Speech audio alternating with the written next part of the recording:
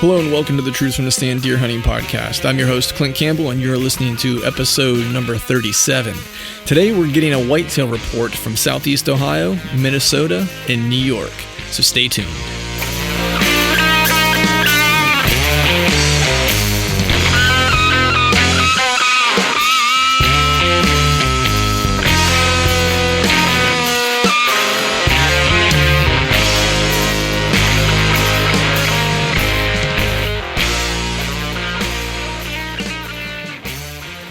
All right, welcome back to another episode of the Truth from the Stand Deer Hunting Podcast. I'm your host, Clint Campbell, and today we are doing another DIY report number 2. The goal here is to get you guys some real-time information from a couple different states, so hopefully it can help you make some decisions before you hit the timber this week or the next. Hopefully it helps you put that buck on the ground that you've been after. The guys we're going to be talking to this week, very appreciative of them spending some time with me, but we're going to be talking to Cameron Stover from Southeast Ohio, Josh Newville from Minnesota, and we're going to have Tim Bunau from the great state of New York chime in. So without further ado, let's get started with the details. All right, the first report for this week's DIY report is coming to you from Cameron Stover. Southeast Ohio is where he's reporting, and he's from the safehunter.com website. How's it going, Cameron? Pretty good today. How are you doing today? I'm not doing too bad, man. Had a late night last night. Had a drag out and a quick skinning to be done since it was a warm one, but we got her done, and we're full of coffee today, so we're plugging along. Not too bad.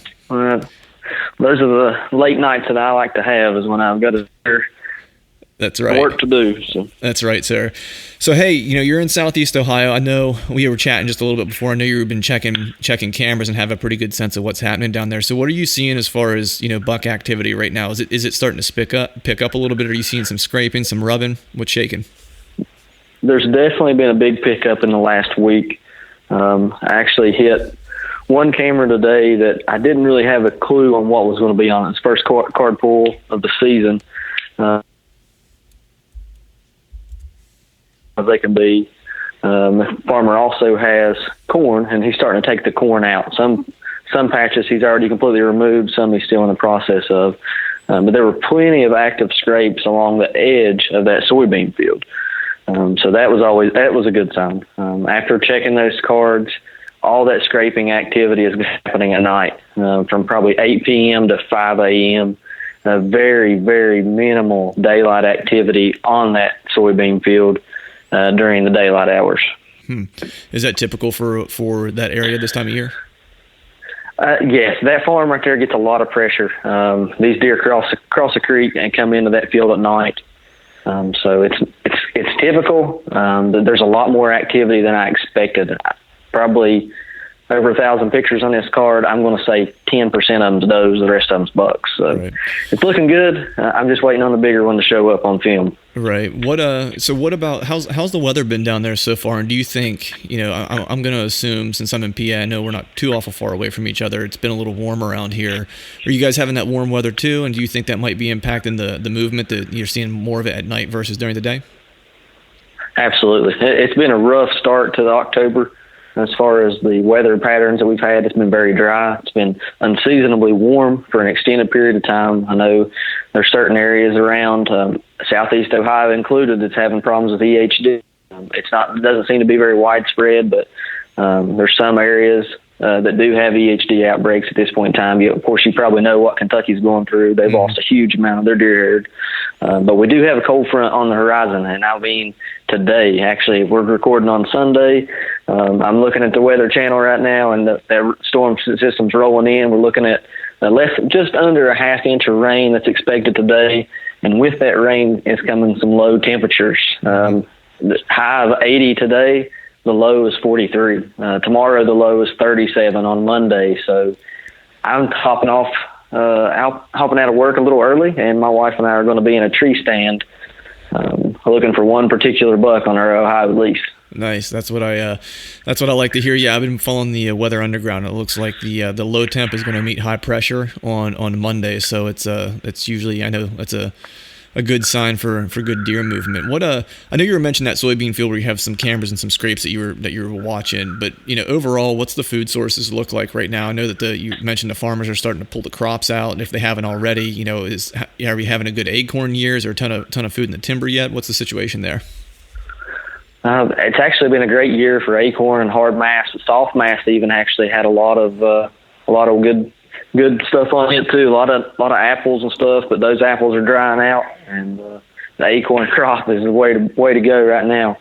Right. Yeah. The challenge I think that we've had here in Pennsylvania a little bit. It's been so good that it's hard to pick where you're going to be because it's just all over the place. It's not one tree dropping or a flat dropping. It seems like almost every white oak tree is dropping this year.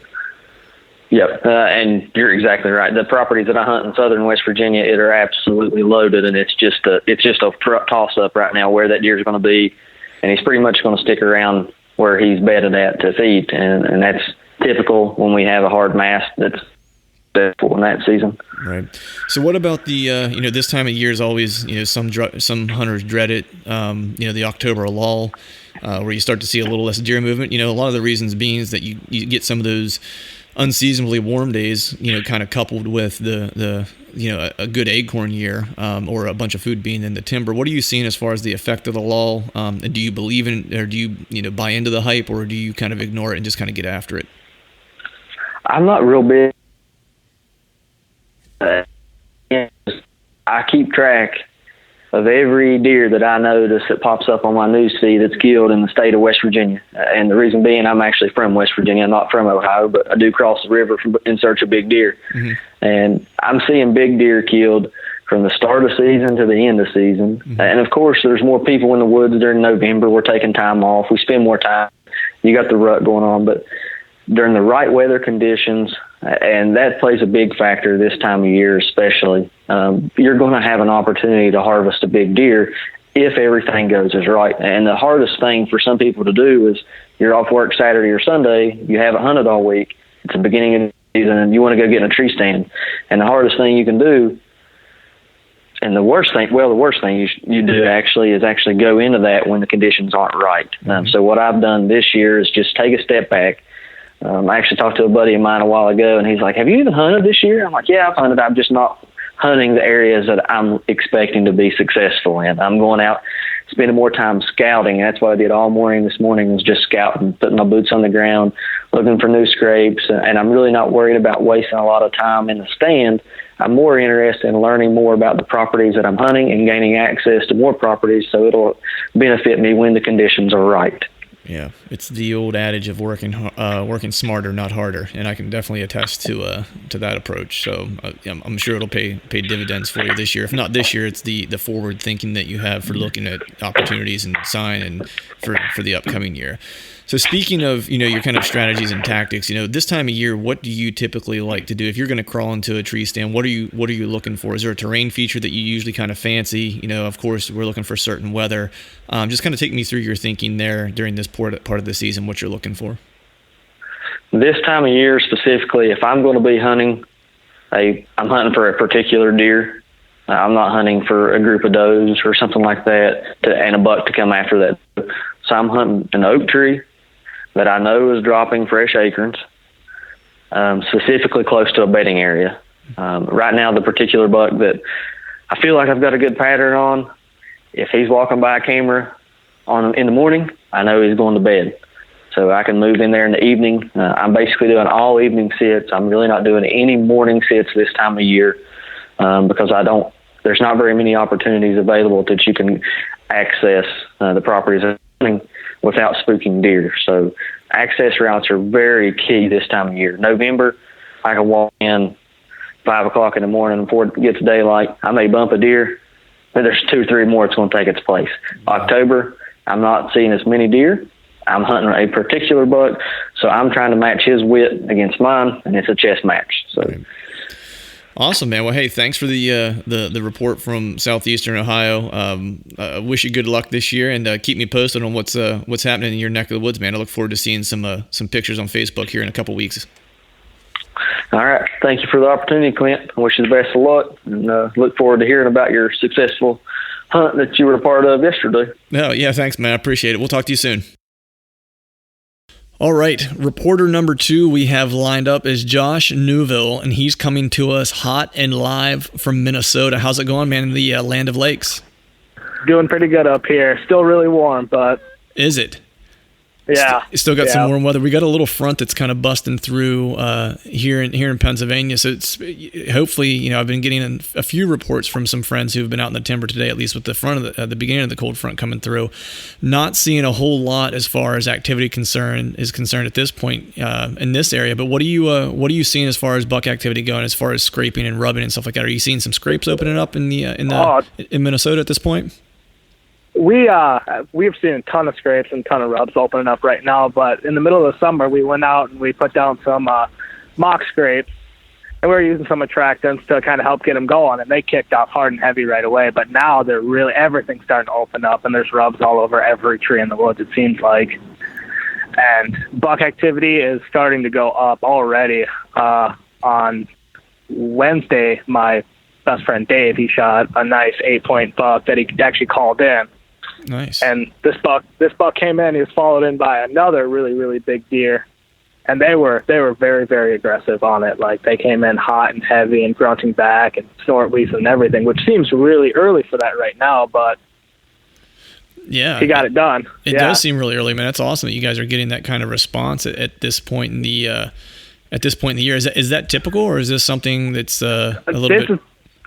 For me, this is the first time I've seen it happen, but we had a really nice cold front coming. That's probably what you guys are about to get right now. Right. And then the next day was a nice high pressure day, and it just seemed like the woods came to life that night. And we busted out there right after work and got set up, and right at sundown, the woods came alive. There was all sorts of noise out there, grunts, wheezes, everything out there. So, and he got it done.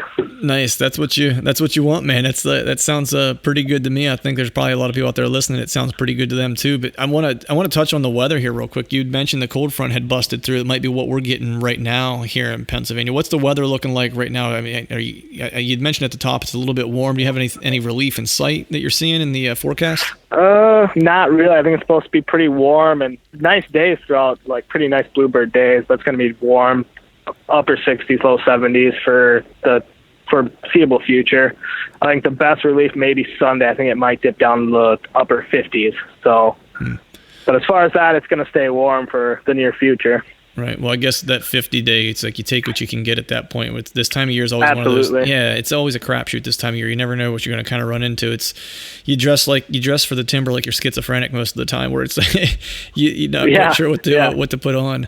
What's the food source situation looking like out there? I know a lot of the guys I've been talking to in a bunch of different states, and I can even attest for this in PA, is that it's a pretty good acorn year, and so there's plenty of food in the timber, and of course a lot of the farmers have pulled a lot of the crop, or the ag fields have been pulled at this point. What are you seeing as far as food sources in Minnesota? Is it a good acorn year? They got plenty of food in the timber. There's still ag fields open. Lots of ag fields open. We're still waiting to get the corn off the property that we hunt. We hunt a small parcel that has mostly corn, and then there's a nice oak ridge on it. That's the whole thing. It's basically oak trees, and every tree is dropping acorns like crazy, and a ton of activity up in those woods. But it seems like they're hitting those late at night, at least according to trail cameras. Okay. And go ahead. No, I was going to say, I think you were going to probably answer my question. I was going to ask, are you seeing any daylight movement, or is that acorn crop really kind of keeping them back in the timber and keeping them, close to bed? Definitely keeping them close to bed right now. We've definitely seen most of our activity right at sundown, and we're hunting kind of, being really, really cautious, hunting the edges, not trying to get too far in, but we'd sit on the edges, and then we'd hear him crunching on acorns in the back, so we slowly started moving back, and that's how my buddy ended up getting done, is moving a little bit further back and just kind of getting a little aggressive on his call. Right. So with those acorns, man, I know whenever the food starts dropping in the timber, a lot of folks have a lot of different theories about the October lull, for different reasons why deer seem to disappear this time of year. I'm kind of that camp where it's probably shifting of food sources and bucks starting to shift ranges, getting close to that pre-rut area. What are you seeing as far as the October lull in your area? Is it in effect, and do you kind of buy into that notion? I've never really believed into it. I feel like, and studies have shown that as October goes, they're moving more and more and more as October goes on. So it's just finding what corridors they're starting to move. And it seems like in the middle of October, they're still really staying in some pretty thick stuff. Mm-hmm. As long as you know your property, you can pretty much pin down their movement pretty well, but a lot of guys don't have that. Right. Yeah. Opportunity. I understand. So. Right. And I think it's a combination. It's like they're definitely moving, but I think you hit a key point there where it's like they're still staying in cover, right? And then you have the combination of there's still a lot of foliage on the trees at this point, so you're still in a situation where they're staying in thick areas, and then your visibility is reduced in comparison to what you would get in November, say. So that's always kind of I think it's a combination of those things is what kind of, leads people to think that there's a lull in activity, because you're right. Studies have shown that, deer, of course, moving, and they increase movement from like the beginning of September, I think it is, through the rut. It just goes up exponentially from that point forward. Right. So what type of tactics and strategies do you like to use this time of year, knowing that the deer movement is happening? It may just be not quite as visible because they're staying a little bit more concealed. They have food close to bed. So how are you guys, and you in particular, kind of getting after it this time of year? I am a big believer. I scent control all the way. So I play the wind. I use scent control. I use Scent Crusher products. I make sure that my scent is as little as possible. That way I can be a little more aggressive and get into those dangerous spots, I guess you could say. You're either going to get busted or you're going to see something. So I like to get a little bit aggressive. I've got my time's pretty minimum. I got a family, so I got to make the most of what I have when I'm out there. So I make sure my scent is as eliminated as possible. I know you can't ever be perfect, but I try to be as strong on as possible. And then I try to get into those nice pinch points, those nice natural funnels that I know they're moving in. And patience, just waiting it out. Right. You hear that? Yep. I like the my slogan for you is highway to the danger zone this time of year. It's like willing to be a little bit risky. I got that really bad Tom Cruise, Top Gun movie stuck in my with the Iceman in my head right now. So danger zone might become your new nickname. Hey man, I appreciate you coming on and sharing some information from Minnesota. Good luck to you. Congrats to your buddy too, man. I know you guys had a track job that evening. He took that buck. I know we were messaging back and forth. So congrats to him. Good luck to you. Yeah. No, and good luck this hockey season too. Try to stay upright if you would. Thanks, man. And congrats to you on your deer. It was a great deer. Thanks, man. I appreciate it. All right, report number 3 is coming from the great state of New York, the Empire State, via Tim Bunau. He's a fellow I've been following on social media, a guy who gets after it in the whitetail woods, and he's been gracious enough to hop on the show here and give us a little update as to what's happening in his neck of the woods. How's it going, man? Not too bad. Yourself? I'm hanging in there. I know while we were off the air, we were just talking about the daily grind and the dream living that we usually do, and how we might need to figure out a way to use client meetings as an excuse to get out of town and travel to some whitetail states. So we'll see if we can't make that happen. But I do want to get an idea, man. Since we don't live too awful far from one another, I'm really kind of curious to see if what you're seeing in the whitetail woods is what I've been kind of seeing. So give me kind of an idea of what you're seeing as far as buck action that's happening. Are you seeing scrapes starting to open up? Are you starting to see a lot more rub lines? What's the story there? Yeah, scrapes are definitely opening up. We'll see here. Let me know. I'm a big note taker. I like it. The 11th is when I first came across some fresh scrapes. This is actually just outside of a known buck bedding area, so it's fairly close to it. The other location, it's kind of more of a hangout. A lot of does come through there, and there's a couple of scrapes that pop up in there. They weren't really too I don't know what you want to call it there. Too freshened up. They weren't really like too freshened up there.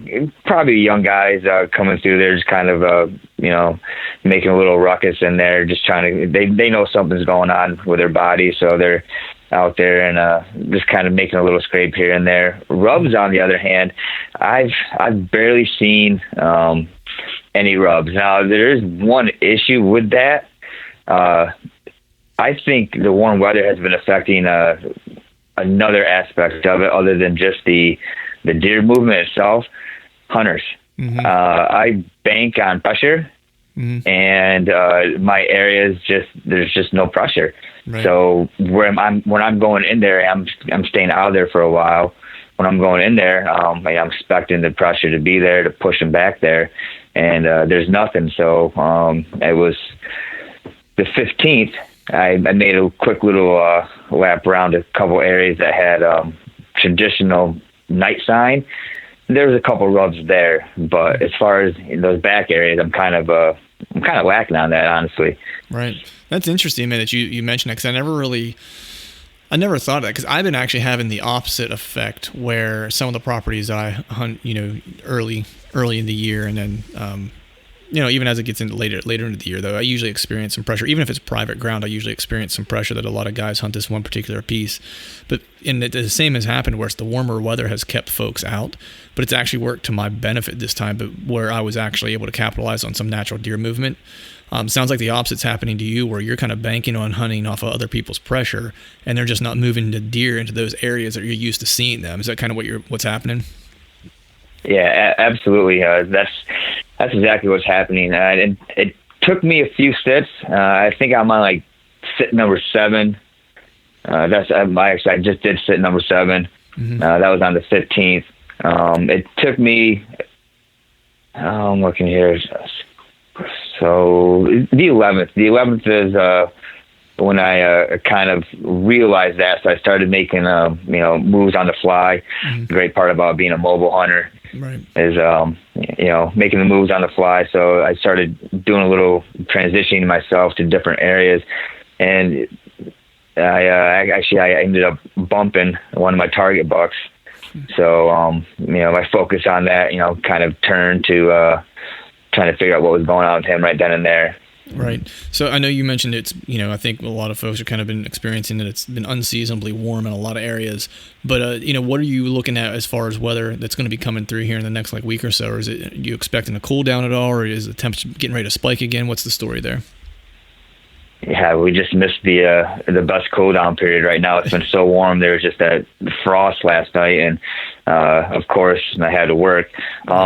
As what we're seeing right now coming up, we're going to have some colder nights. They're getting down to 40s, but daytime, you're still getting up in the 60s. I think one day, it might be Saturday, it's getting back up in the 70s.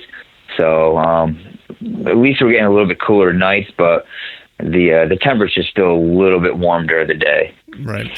And what about with this warm weather? The one thing I've kind of noticed, I'm curious if you're seeing the same thing, is that there's still just an abundance of food just about everywhere. I mean, I know for me in some of these areas that I've been to, tons of acorns all over the place, but still the timber's still green and the trees are still hanging on to foliage, and what I'm usually used to seeing starting to really dry up as far as like the natural browse and stuff is really still kind of hanging on. Like the deer that I saw this past weekend, they were still just browsing through the timber, eating off of, browse on their way through. So are you seeing the same thing? Have farmers pulled their crops yet in your areas, and what's the story in the timber for food? Yeah, absolutely. There's oaks everywhere still. You can find the areas that the pollen is all dried up, and then within 100 yards from there, there's areas where it just got hit last night, kind of a deal. The browse, the same thing you said. Everything is still green. There's still oak trees that are still like kind of vibrantly green. Right. Crops, some cornfields are coming out, and of course the cornfields that you want out are still standing. So, right. So, big question here with all that food in the timber. The October lull is kind of where we're at as far as this portion of the season goes here, as we kind of start thinking about moving toward pre-rut, and then of course the Super Bowl of all things whitetail with the rut and stuff. The lull, is it something that you buy into? Is it, in your opinion, is it fact or fiction? What's your thoughts there? I don't buy into it. I think it's just people just need to change their locations, change their tactics a little bit. Mm-hmm. I'm a big bed hunter. I try to bounce around the areas. I'm still trying to figure out how to be aggressive with it and how not to be that aggressive with it, so I don't blow the areas out. I still saw some. They're still. They're hanging out in the areas a little bit more. They still have to move. They still have to eat. You just have to find that food source. Some of the ever-changing food source, it's kind of you kind of got to bounce around, scout for that hot sign. Yeah, I mean, it's the law. I've always kind of thought of it, in the past couple hunts that I've done, it's kind of proved out. It's like I've seen deer, and this is the time of year when they, a lot of folks will say that that you shouldn't. I think a lot of times folks like to use the lull as an excuse where they're hunting places where they traditionally have seen deer and during different parts of the season. I think you're right. It's like you have to be willing to move around and kind of go to where the deer are. They don't have a lot of reason to expose themselves at this point from bed to food because, you know, what you had just mentioned, which is there's food all over the place in the timber right now. So why take the chance? So I think being a little bit more aggressive, if you can, right, if your property sets up that you're hunting the right way, you know, and if you have the right access, it's time to kind of get a little bit more aggressive because they're probably going to hang a little tighter to bedding into places that they're comfortable because they can, you know. So I'm kind of aligned there with you. I'm curious though, you know, you talked about you're hunting mobile, you know, which I of course love to hear because I kind of follow the same kind of approach. But this time of year, when we're in the, you know, the quote unquote October lull period, you know, what tactics or strategies are you looking to use this time of year? Is there kind of like a plan you like to put into place that, you know, year after year you like to kind of go to? I know one of the things you like to do is hunt beds a lot. And I'm just curious if there's anything outside of that you like to focus on. Transition areas. I'm going to try to transition to scrapes a little bit earlier than normal. Last year, and the year before too, started taking notes is really an eye opener. I started noticing camera movement on these scrapes a little bit sooner than you go to forums and you read everything. You know, it's all like the last week of October, the 25th. You know, through into November. I guess in my situation up here. You know, in upstate New York, middle of the state, it kind of seemed like those areas are a little bit hotter a few days prior to that. So I'm going to start focusing on that a little bit more, but transition areas, transition lines coming out of bedding, kind of waiting for those bucks to move a little bit closer to those doe bedding areas, any type of little areas like that. You know, that's all been pre-scouted. Yeah, what's kind of wild is the one thing some of the guys I've talked to had mentioned that they're even that they're seeing that calling is even working at this point in the year. Like I usually don't consider grunting or anything like that until I get, you know, definitely toward the end of October I guess is when I would start to employ it. I don't even think I even pulled a call out of my bag at this point. But I've had two guys that I've talked to who've actually had bucks responding to grunts at this point in the year already. Is there anything, do you see anything like that this early in the year in New York or up where you're hunting, or are you kind of follow the same approach? Do you kind of leave the calls alone until you get later in the season? I always bring the call with me.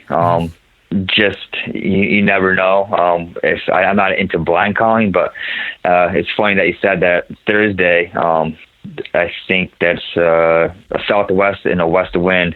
It sets up for an area between primary scrape and some buck bedding. Basically, my back, the wind will be to the face. The back is on a cliff. They can't get downwind. I'm going to try to squeeze in there, basically climb up this cliff almost.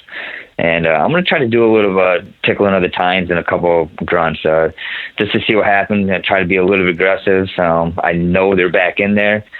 So I why not? You know, right. I'm not afraid to fail. Right, exactly, man. That's part of hunting whitetail, man. You got to be willing to eat a little humble pie once in a while. But hey, man, I do appreciate you coming on. And before I let you go, I just want to say I haven't told you this personally. I think I sent this to you in a Facebook message. But congratulations on your Train to Hunt achievement this past summer. That was awesome. I kind of followed along your journey, and I know you placed well in the regional piece. I think it was out in Pittsburgh is the one that you went to. So I want to give you congratulations.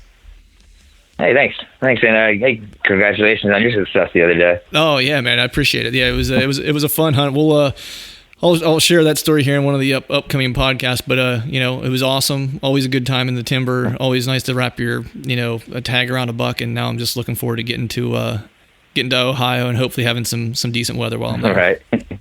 All right, man. Hey, I'm looking forward to hearing that. Awesome. Thanks, man. I appreciate it. All right, folks, that is a wrap for today's show. I want to thank all of you for tuning in. Be sure to follow us on Instagram and Facebook to keep up with this season's whitetail excursions, and good luck to all of you out in the deer woods, can't talk. Before we shut this thing down, I want to thank our partners for helping us keep this podcast going. So a big thank you to Whitetail Institute of North America, Exodus Outdoor Gear, and Lone Wolf Portable Tree Stands. And of course, a big thank you to this week's reporters. And until next time, we'll see y'all.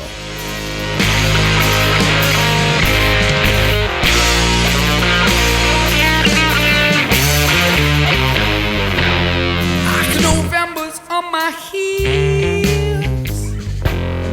me proud, makes me steal. I could show you through the door. I ain't welcome anymore. And long time coming, if it all. It takes a special knowing to colorful. Damaged heads, broken letters. Rationalize yourself in numbers, but I